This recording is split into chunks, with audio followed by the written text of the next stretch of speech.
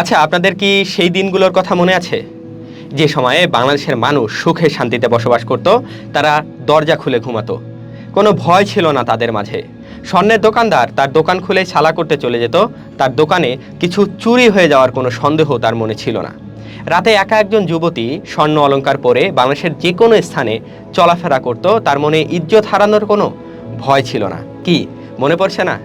মনে পড়ার কথাও না, কারণ বাংলাদেশে কখনো এমন সময় আসেনি, বরং বাংলাদেশের ঠিক বিপরীতটা হয়েছে এবং এখনও হচ্ছে।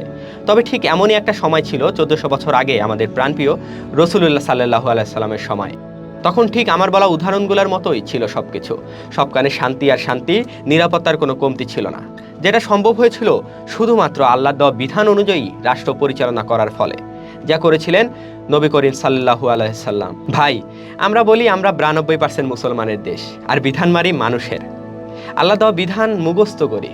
আল্লাহ দেওয়া বিধান কেন জানি আমাদের কাছে খুব কঠিন মনে হয়, কেন জানি খুব ব্যাকডেটেড মনে হয়। মানুষ কিভাবে ভালো থাকবে, কিভাবে শান্তিতে থাকবে, তা আল্লাহর চেয়ে ভালো কোনো মানুষ জানতে পারে না, বুঝতেও পারে না। আমাদের দেশে চলমান মানবরচিত বিধান আমাদের একদিনের জন্য শান্তি দেয়নি। তাই এখন সময় এসেছে এই মানবরচিত বিধান বাদ দিয়ে আল্লাহর দেওয়া বিধান অনুযায়ী রাষ্ট্র পরিচালনা করার, যে বিধান দিয়ে আল্লাহর রসুল জাহিলি সমাজে শান্তি প্রতিষ্ঠা করেছিলেন।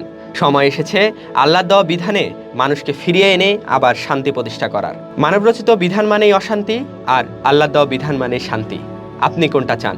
কমেন্টে অবশ্যই জানাবেন।